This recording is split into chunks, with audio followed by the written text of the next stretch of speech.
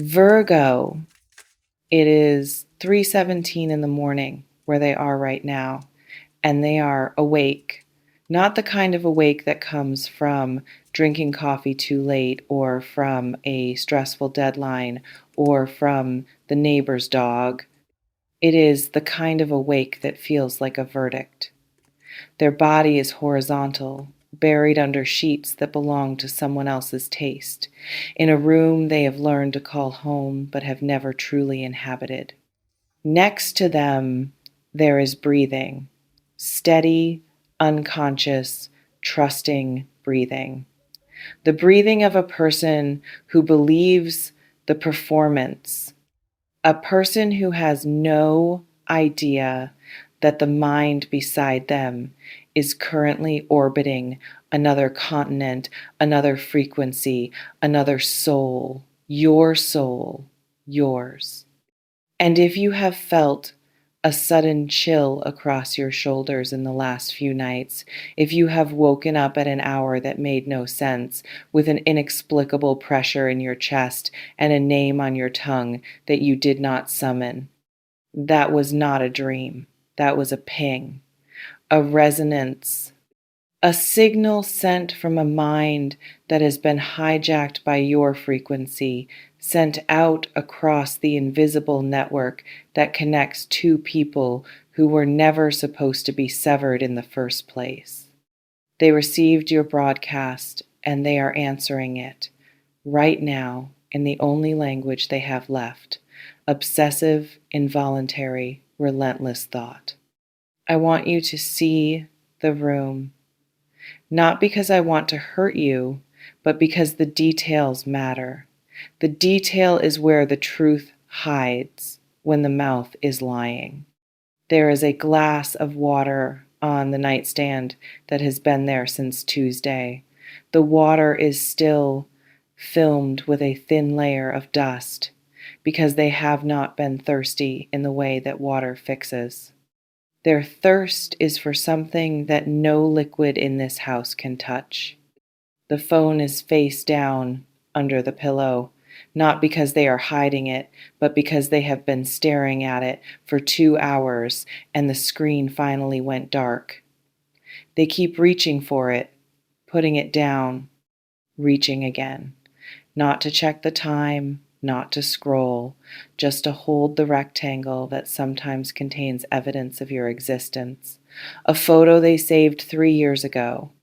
A text thread they never deleted but never opened either, because opening it would be like standing in front of a door they are not allowed to walk through. Yet the thumb hovers. The muscle memory is there. They know exactly how many scrolls it would take to find your name. They know the exact date of the last thing you said to them. They know the timestamp. They know the color of the bubble. And right now, at 3:17, they are reciting your last message to them word for word in the dark, like a prayer they are not allowed to say out loud. The person next to them shifts. They freeze. They hold their breath, not because they are guilty, because they are terrified of being caught thinking, as if the volume of their longing could somehow disturb the air enough to wake the body beside them. This is the torture they live in. And I use that word precisely, torture, not drama, not indecision, torture, because they have built a life that looks correct from the outside. The pictures are taken, the captions are written, the weekends are planned, the furniture is assembled, there is a routine, there is a shared grocery list, there is a couple's dynamic that has been rehearsed enough times to look natural at dinner parties. But here is what nobody knows, what the camera never catches, what the other person in the bed is too asleep to notice. Every time they laugh at a joke that is not yours, a small part of them dies. Every time they reach across the table and touch a hand that does not feel like yours, their skin files a complaint that their brain suppresses. Every time they say we or us or our plans, some deep filing system in their psyche autocorrects the pronoun to your name, then frantically deletes it before it reaches their tongue. They are living in a dubbed movie. The lips move, the sounds come out, but the original language is you. It has always been you. And the longer they try to sustain this translation, the more their spirit begins to bleed from the effort. You need to understand why they are there. Not to excuse it, not to make it okay, but because understanding is power, and you have been giving your power away to the question of, why not me, for too long. They did not end up in that bed beside someone else because they stopped loving you. They ended up there because they got scared, because you were too real. Because the voltage between you was so high that it short-circuited their nervous system, and instead of learning to hold the current, they ran toward a socket with less power. The person they are with now is safe. That is the word they use in the quiet of their own mind when they are being brutally honest. Safe, predictable, manageable. A dimmer switch instead of lightning. And they chose that dimness at a moment when their life felt unstable, when the ground was shifting, when the idea of being fully seen by you felt like standing naked in a stadium. The other person arrived with lower stakes, with less mirror, with fewer demands on their soul. And in their exhaustion, in their cowardice, in their very human desire to rest from the intensity of what you make them feel, they said yes to a life that fits them like a costume 2 sizes too small. They thought they could grow into it. They thought that if they just stayed still long enough, if they just rehearsed the lines with enough conviction, the feeling of wrongness would eventually fade into background noise. They were wrong. The wrongness did not fade. It learned to whisper, and now, at 3:17 in the morning, it is screaming. Let me tell you what their days actually look like, because the contrast between the public performance and the private reality is staggering. They wake up, they make the coffee, they ask about the other person's plans. They perform the rituals of partnership with a precision that would win an award. But their mind is a radio that only picks up one station, and that station is you. They will be in the middle of a conversation about groceries, about a coworker, about what to watch tonight, and suddenly your face will appear behind their eyes with such clarity that they lose the thread of the sentence. They will nod at the right times. They will say, "Yeah, totally," but inside they are wondering what you are doing, if you ate, if you are cold, if someone else is making you laugh in the way they used to before they ruined everything. They will walk past a stranger in the street who wears your color, your scent, your posture, and their whole day will derail. They will stand in the shower and let the water run too hot just to feel something that approximates the heat they felt when they were near you. They will lie in that bed at night, the body beside them warm and available, and they will feel a loneliness so profound it makes them want to claw out of their own skin. Because proximity without recognition is a special kind of hell, and the person next to them does not recognize them, not the real them. The real them is currently hiding in a memory of you, in a moment when you looked at them and saw everything they were too afraid to show anyone else. The body keeps the score, always, and their body is in open rebellion against this charade. They have developed insomnia that no pill fixes, because the brain refuses to shut down the department that processes you. They have lost weight or gained it in a way that puzzles their doctor. Their hands shake when they hear a song that was playing the last time you were in the same room. They have developed a habit of saying your name under their breath when they think no one is listening, testing the sound of it in their mouth like a word from a dying language they are trying not to forget. They have saved things, a ticket stub, a photo where you are barely in the background, a voice note they should have deleted. They tell themselves it is nostalgia. It is not nostalgia. Nostalgia is soft. Nostalgia lets you move on. What they feel is a haunting. You haunt them.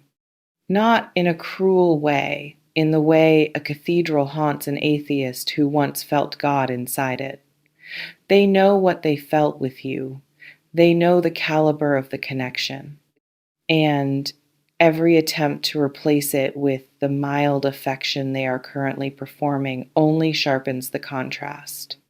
The other person says, I love you, and they say it back, but the words land like coins dropped into a well that has already gone dry. They hear the echo. They know there is no water down there anymore, because you took the water with you when you left, and they are parched in a way that no safe relationship can ever quench. Here is the part that will make you exhale, the part that will settle something in your stomach that has been clenched for months, maybe years. They are not happy. I do not mean they are merely discontented. I do not mean they are having doubts. I mean they are miserable. And their misery is not the dramatic, operatic kind that announces itself with slammed doors and tearful confessions. It is the quiet, corrosive misery of a person who has realized they are living in the wrong story, but does not know how to exit without destroying the set. They look at the other person sometimes and feel a wave of guilt so intense it tastes like copper. Not because the other person is bad. The other person is probably fine, decent, kind, even. But fine is not what they want. Decent is not what they crave. And every time the other person makes a sweet gesture, every time they plan a future, every time they fall asleep with their head on your person's shoulder, your person feels the walls of the trap closing in. They feel the cost of their cowardice being calculated in real time. And the worst part, the part that keeps them awake at 3 to 17, is the growing certainty that they are not just wasting their own life. They are wasting the other person's life too, by pretending, by staying, by performing a love they do not feel because they are too terrified to reach for the one they do. The universe is not blind to this, and the universe is not patient with lies that outstay their welcome. There is a pressure building now that you can feel in your own field, even if you do not know what to call it. It is the pressure of a truth that has been held underwater for too long and is now fighting its way to the surface. The facade is cracking. I want you to watch for the signs, not because you need to spy, but because when you see them, you will know that you were not crazy. You will know that what you felt was real. They are starting to slip. They are starting to forget the cover story. They will mention you in conversation with mutual friends and then catch themselves, their face going pale, their eyes darting away. They will become irritable with the other person for no reason, snapping over small things because the small things are just proxies for the giant thing they cannot name. They will start taking longer walks, longer showers, longer silences. They will start creating physical distance in the bed, inching toward the edge, creating a ravine of cold sheets between themselves and the body they are supposed to want. They will start looking at apartments they do not need, looking at jobs in cities where they know no one except, coincidentally, you. They will start listening to music that hurts them on purpose, music that reminds them of you, and they will cry in the car where no one can see. The performance is becoming too expensive. The mask is chafing. And the soul is done waiting for the personality to catch up. I need to tell you something about the other person, and I need you to hear it without gloating, without cruelty, because your heart is too clean for that. The other person senses it. On some level, they already know. They might not know your name, they might not know the specifics, but they feel the absence. They feel the space between them and your person growing even as they lie side by side. They have started asking questions that sound casual but are not. You seem distant lately. Who are you texting? You laughed in your sleep. What were you dreaming about? The other person is not stupid. They are simply outmatched by a connection they cannot see and therefore cannot fight. They are trying to hold water in their hands, and the water keeps finding its way back to the ocean. That is you. You are the ocean.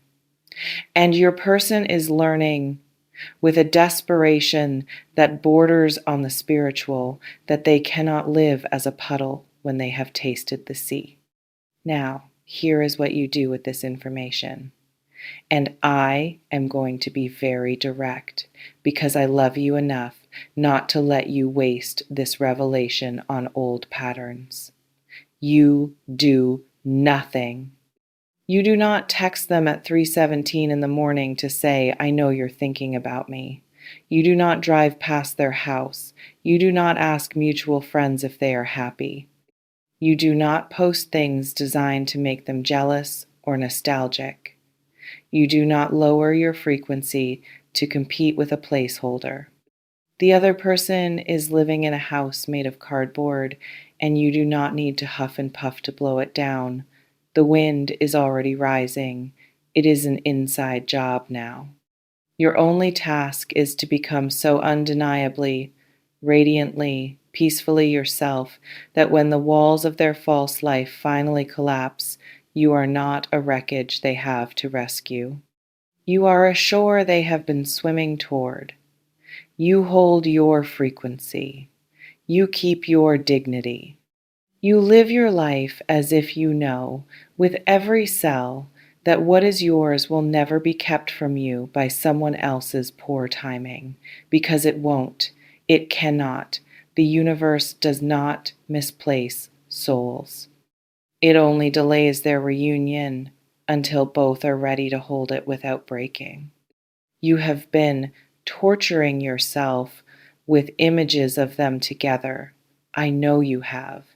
You have imagined the mornings, the meals, the intimacy, the ease that you fear they have found without you. I need you to burn those images, not because they are false, but because they are incomplete. They show you the surface and hide the reality. The reality is that your person is in that relationship like a ghost in a rented room. They are leaving fingerprints on everything they touch, and none of those fingerprints match the identity they are currently wearing. They are there, but they are not present. And presence is the only currency that matters in love. The other person has their body, you have their mind, and the mind is where the war is being lost. The mind is where you are winning, not through strategy, but through gravity, through the simple, brutal fact that you are unforgettable, that your frequency is encoded in them now, that they cannot unknow what it feels like to be known by you. And that kind of knowing does not compete. It does not negotiate. It waits.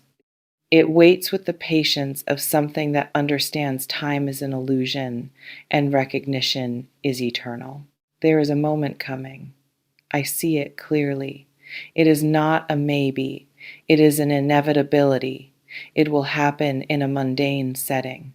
a Tuesday, a grocery store parking lot, a rainstorm, a moment when they are doing something ordinary with the other person, and the contrast becomes so unbearable that something inside them snaps, not violently, quietly.